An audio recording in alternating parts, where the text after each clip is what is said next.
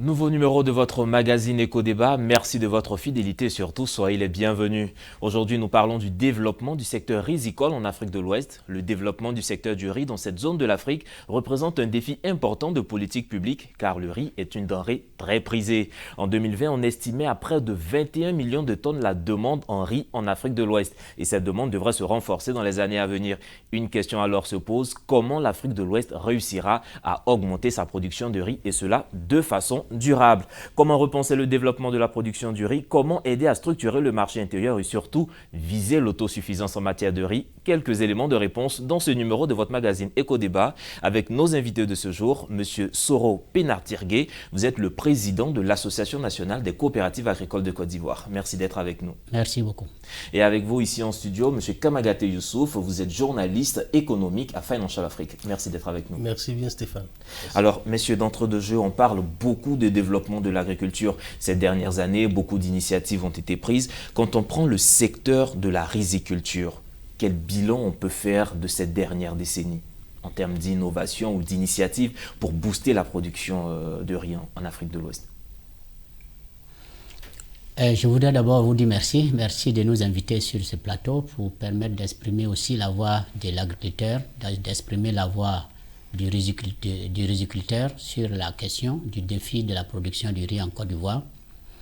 Vous savez, pour reprendre la célèbre citation de Fauboyant qui disait qu'un homme qui a faim n'est pas un homme libre, nous ramène à dire que quelles que soient les prouesses de développement que nous allons atteindre de façon globale sur le secteur agricole, tant que les pays africains et les pays de la sous-région ne parviendront pas à avoir une certaine autosuffisance alimentaire, non seulement d'abord en matière de riz, ne parviendront pas à amorcer le reste du développement économique.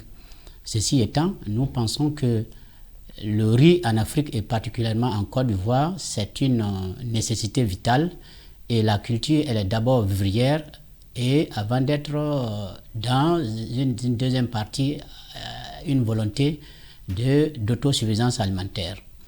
Donc pour revenir à votre question, je pense qu'il y a la volonté politique parce que les structures d'encadrement en ce qui concerne la production du riz existent.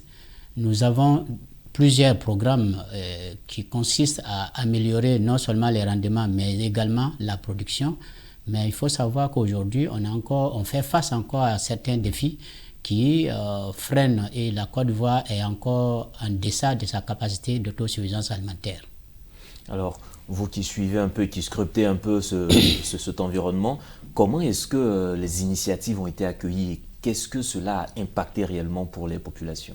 Il faut dire que, merci d'abord M. Stéphane d'être sur ce plateau, il faut dire qu'en réalité, la Côte d'Ivoire était autosuffisante en riz dans les années 1970, 1976, avec 35 000 hectares 35 000 tonnes de production de riz. Et ça a permis quand même au pays quand même de faire face à certains trucs au niveau de la sécurité alimentaire et aussi avec l'intervention accrue de certaines structures de l'État comme la SATMASI. Mais après, il y a eu vraiment ce désengagement et aussi avec l'explosion démographique, il y a eu vraiment un relâchement et du coup, on est parti encore à une situation où on avait besoin de faire appel à certains pays pour pouvoir nous approvisionner au niveau de la consommation. Et il y a eu une cassure jusqu'en 2008. C'est en 2008 qu'il y a eu un plan d'urgence qui a été mis en place avec un financement de 2405 milliards de francs CFA. Ça faisait environ 4-5 milliards de dollars pour que la Côte d'Ivoire puisse revenir à ce niveau-là. Il y a eu même dans ce plan, il y a eu le concept PUI, le programme d'urgence de la risicole, qui demande à ce qu'on puisse quand même mettre en valeur, je crois, un truc de 200 000 tonnes de riz, des produits 200 000 tonnes de riz. Malheureusement, l'objectif est arrivé à 35%, c'est-à-dire qu'on a pu produire 116 000 tonnes. Donc, il y a eu pas mal de situations quand même qui ont mis un peu la Côte d'Ivoire un peu en retard. Et aujourd'hui, nous sommes le 5e pays importateur de riz. Voilà un peu des défis. Mais avec des structures qui ont été encore revues, avec certaines disciplines dans le secteur, la Côte d'Ivoire est aujourd'hui à un niveau proche même de l'autosuffisance encore. Parce qu'on a presque 1 400 000 tonnes de riz, ce qui est déjà bon parce qu'on était à 700 000 tonnes. Donc il y a déjà un effort qui a été fait. Mais la situation aujourd'hui est un peu délicate parce que au niveau des cultures vivrières, le riz est le produit qui demande plus d'assistance. C'est-à-dire que de la production jusqu'à la récolte, c'est très délicat. Donc, il faut vraiment former les agriculteurs, comme il a dit tout à l'heure. Il faut les permettre de prendre des initiatives aussi pour communiquer entre eux, prendre des initiatives communautaires pour relancer la culture. Mais 600 000 tonnes, c'est vrai que c'est assez, mais on n'est pas loin d'atteindre ces stades-là. Et il y a eu quand même beaucoup de progrès au niveau de la Côte d'Ivoire à ce stade. Beaucoup de progrès à ce stade, mais toujours quand on parle de production, et ces dernières années, on parle beaucoup plus d'industrialisation, de transformation au niveau du riz. Qu'est-ce qui est fait dans ce sens? Moi, je pense que d'abord, en matière d'industrialisation, il ne faut pas avoir peur des mots parce que de façon générale, l'Africain ou l'Ivoirien, on a peur du mot industrialisation parce qu'on pense que ça nécessite des grands moyens, ça nécessite tout un arsenal de machines, alors que quand vous prenez le riz local simplement, il n'a pas besoin de grands moyens pour le transformer. Vous avez juste besoin d'un moulin, d'une mini-unité. Vous transformez du riz paddy en riz local. Ça veut dire que chaque personne, chaque même riziculteur devrait avoir à faire la transformation locale à son niveau pour avoir la valeur ajoutée. Et quand on parle de valeur ajoutée, c'est la valeur ajoutée qui maintient les gens dans le secteur et qui attire les gens dans le secteur. Quand vous avez 1 kilo de riz paddy qui est vendu à 100 francs le kilogramme, et de l'autre côté, vous avez 1 kilo de riz décortiqué qui est vendu à 500 francs le kilogramme, regardez la différence. Mais la seule chose, il faut sensibiliser les gens à comprendre que chacun doit ramener la valeur ajoutée à son niveau. Alors, ce qu'il faut faire, c'est que d'abord, il faut faire une sensibilisation de sorte qu'on n'ait pas peur de ce qu'on appelle la transformation, encourager ces riziculteurs à se mettre sous forme de coopératives, comme on le dit, de sorte qu'en mettant les efforts ensemble, on peut déjà faire la production ensemble, on peut se former ensemble et on peut transformer ensemble pour bénéficier de la valeur ajoutée. Et quand on bénéficie de cette valeur ajoutée, c'est comme ça qu'on sert d'exemple parce qu'on a une certaine aisance dans le milieu et les autres jeunes qui ont peur à distance de cette activité voient que ces jeunes qui s'organisent et qui s'en vont, qui ont une certaine aisance dans ces milieux, peut attirer les autres à se mettre dedans. Parce que quoi qu'on le dise, comme lui il est dit, il faut regarder de façon globale la chaîne de valeur du riz. C'est vrai, quand vous allez aujourd'hui au marché ou bien dans une boutique, vous allez prendre un sac de riz local. Quelle est la qualité de ce riz local? D'où provient-il? Quelle est la qualité de la semence? Le riziculteur lui-même, il ne sait pas ça d'abord. Et le client qui vient à la boutique pour acheter, vous allez avoir dans le même sac ce qu'on appelle le riz d'anané. Vous allez avoir le riz Deni, Kacha, tout ce que vous pouvez imaginer. Mais ça veut dire que plusieurs variétés de semences ont été cultivées de façon anarchique et se sont retrouvées dans un seul sac. Donc vous ne pouvez pas faire le choix. Comparativement à la concurrence qui est en face sur les riz importés. Vous savez, tel riz, c'est le riz papillon, c'est le riz ceci, cela. Ce n'est pas le cas du riz local. Bien qu'on appelle le riz local, mais il y a encore des variétés de qualité qui sont à l'intérieur. On n'arrive pas à faire ce tri de la qualité là au niveau du riz. Donc, ça ternit l'image. Ça, c'est la première difficulté. La deuxième difficulté, c'est que vous avez les outils qui transforment d'abord. Quand vous regardez les unités de décortiquage, ce sont des unités qui n'ont pas la capacité de faire du produit de bonne qualité. Donc vous avez encore les pierres qui se retrouvent dans ces riz locales, vous avez les morceaux de bois, vous avez tout ce que vous pouvez retrouver et c'est tout ça qui ternit l'image du produit final de sorte qu'on n'a pas confiance au riz local en plus de ce qu'on estime que le riz local ne monte pas comme les autres riz importés. Mais je veux dire, il faut faire l'étude globale sur la chaîne de valeur. Commencer par la formation des riziculteurs, améliorer la qualité du riz décortiqué et puis maintenant attaquer la chaîne de commercialisation où il y a également beaucoup de choses à faire. Alors je rebondis rapidement sur le volet commercialisation. Est-ce qu'avec tout ce que M. Soro vient de dire et quand on regarde en face ces facilités qui sont faites à ceux qui importent le riz en Côte d'Ivoire ou même en Afrique de l'Ouest, parce que l'Afrique de l'Ouest est quand même un grand consommateur de riz, qu'est-ce qu'on peut dire? Bon, je pense que pour le moment, on ne peut pas parler de concurrence au niveau de la commercialisation parce que là, nous sommes carrément noyés. On n'est pas encore arrivé à un stade où on peut vraiment faire une compétition avec ces pays importateurs. Parce que, par exemple, quand tu prends, par exemple, un pays comme un pays asiatique, par exemple, où eux cultivent sur un hectare, ils te font carrément 15 hectares, 15 tonnes. C'est-à-dire 15 tonnes de riz sur un hectare. Alors que, par exemple, en Côte d'Ivoire, nous, on fait, par exemple, 2 à 5 hectares sur, 2 à 5 tonnes. 2 tonnes sur un hectare. Ouais, la différence est tellement large. Donc, on est encore à un stade où on ne peut pas pour le moment. C'est vrai qu'aujourd'hui, beaucoup de rizicoles se plaignent à ce niveau-là. Mais l'État, quand même, a pris des initiatives pour permettre à ce que ces rizicoles ivoiriens puissent quand même profiter de la situation. Mais la compétition n'est pas encore à ce niveau. Ce qui est important, comme il a dit, c'est au niveau de la formation. Parce qu'en Côte d'Ivoire, on a tendance à mélanger les variétés. Bon, pour cette campagne, par exemple, il y a 6 à 7 variétés qui ont été prises en compte.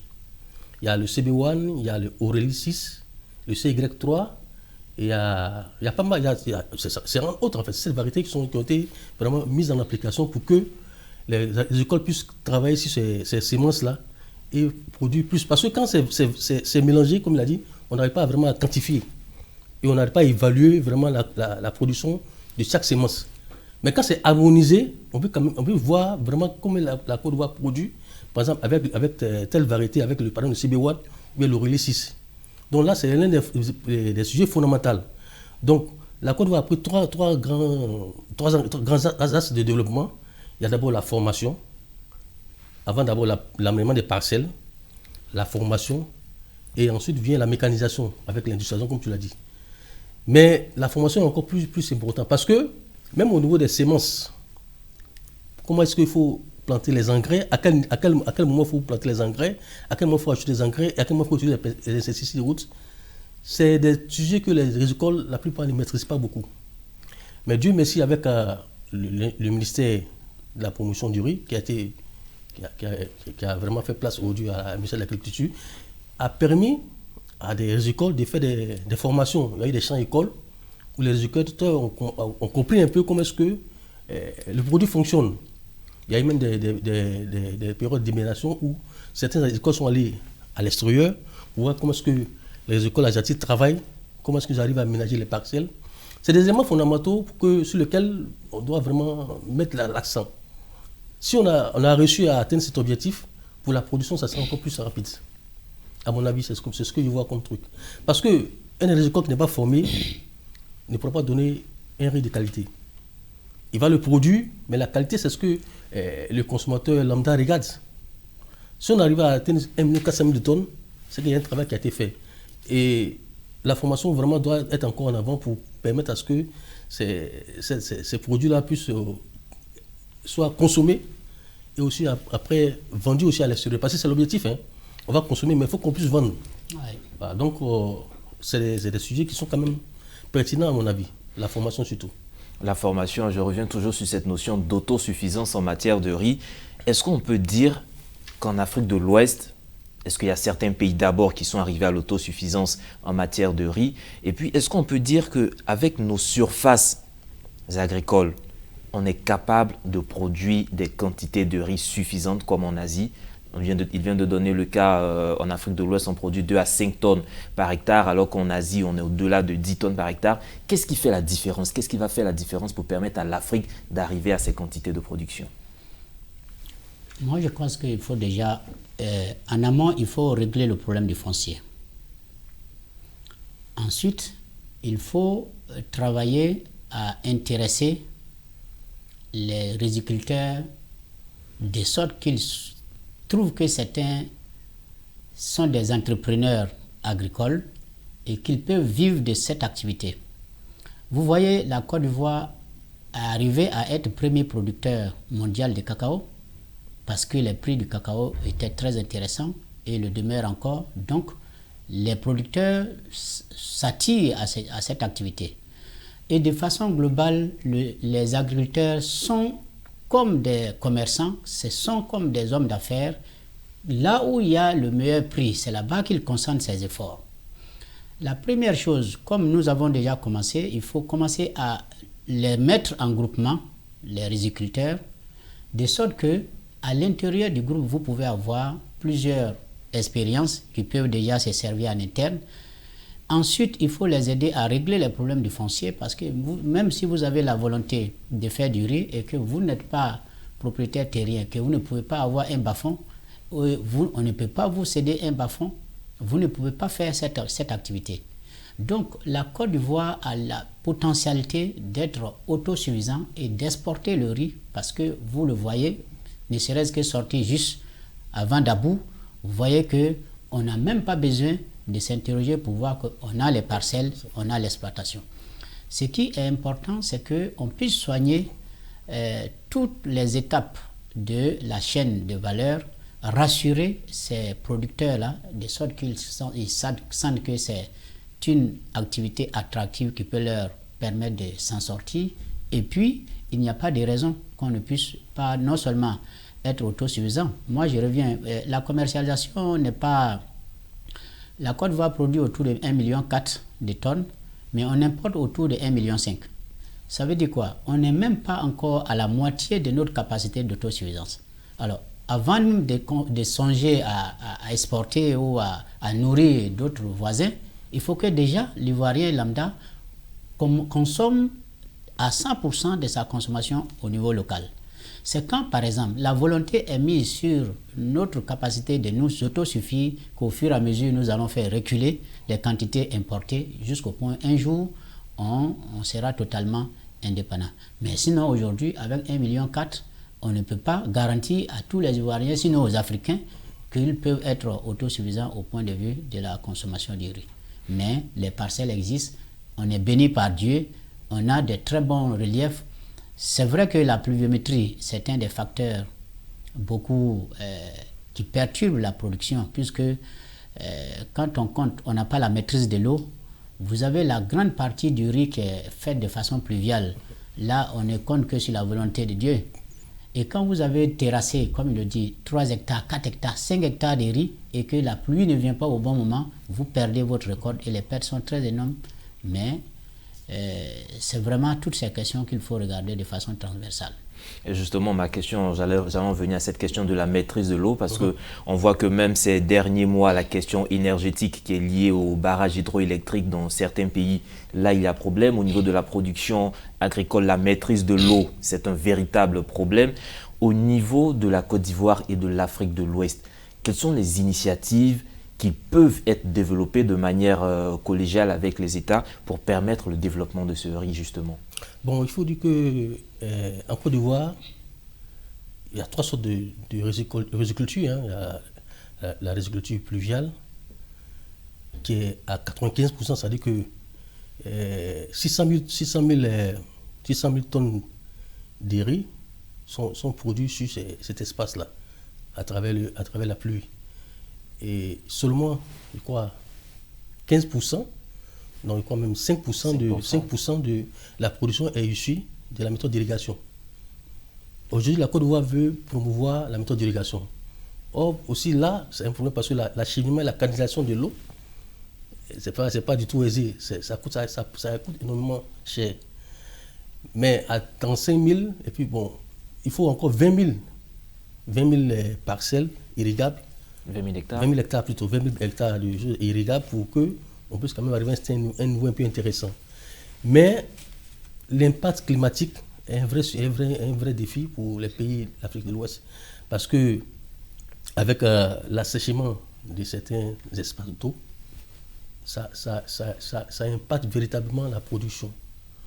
Et au niveau de la Côte d'Ivoire, c'est un véritable sujet parce que ce n'est pas seulement que l'électricité, même les produits agricoles vont en pâtir aussi, en réalité. Que ce soit les denrées alimentaires et autres, tous ces produits sont visés. C'est vrai, il y a eu des colloques et autres pour réfléchir déjà à une agriculture durable. On assisté à des formations dessus, avec même le Sahara l'année précédente, où des experts ont expliqué un peu comment est-ce qu'on peut garantir la durabilité de ces produits-là. C'est souvent la mise en exécution qui est un peu lente. Mais si ces méthodes sont appliquées, on peut quand même garantir les 3/4 de la production ivoirienne. Et même en Afrique de l'Ouest. Mais aujourd'hui, le défi, comme il a dit, au niveau de la consommation, on est monté jusqu'à 1,8 million tonnes par an de consommation. La démographie est aussi un véritable sujet. Chaque année, il y a une production, on produit, mais chaque année aussi, la population augmente. Comment est-ce qu'il faut arriver à équilibrer entre la population et la consommation? C'est aussi un sujet qu'on doit quand même essayer de régler jusqu'à ce qu'on puisse atteindre vraiment ces niveaux de 2 millions de tonnes, 2,1 millions de tonnes, pour permettre à ce qu'on soit autosuffisant. Si ces sujets-là sont pris en compte et sont vraiment réglés dans la célérité, la Côte d'Ivoire vraiment peut garantir sa production rizicole, à mon avis. D'accord, mais aussi, je vais revenir pour les producteurs, les paysans, les agriculteurs, au-delà même de produire le riz dans la chaîne de valeur, comme on le voit pour le cacao, maintenant on utilise la cabosse pour faire du charbon de bois. Est-ce qu'il y a des plus-values qu'on peut avoir autour du riz? Est-ce qu'on peut faire quelque chose avec la peau du riz, créer de l'énergie, de l'engrais? Est-ce qu'il y a quelque chose d'autre qu'on peut faire pour valoriser cette culture? Oui, mais je pense que le riz est comme les autres produits. La majorité des produits agricoles peuvent être utilisés du début jusqu'à la fin avec tous les dérivés. Par exemple, quand vous prenez le son des riz, c'est ce que généralement les industriels de la bière utilisent. Ça, c'est un circuit. Quand vous prenez la peau, c'est que quand on finit le décortiquage, c'est un système qu'on peut utiliser dans l'énergie. On peut aller à sortir de l'engrais, on peut utiliser des sources d'énergie. Donc, mais comme il le dit, il faut que les acteurs le sachent d'abord, qu'au-delà du produit fini qu'on peut sortir, qui est le riz, à consommer, les produits dérivés peuvent être utilisés pour non seulement certains autres circuits, mais également pour d'autres centres d'intérêt. Alors, M. Soro, nous sommes pratiquement au terme de cette émission. Si vous aviez des propositions de solutions pour vraiment booster le secteur du riz, quels seraient vos mots et quelles sont selon vous les perspectives du développement du riz en Afrique de l'Ouest?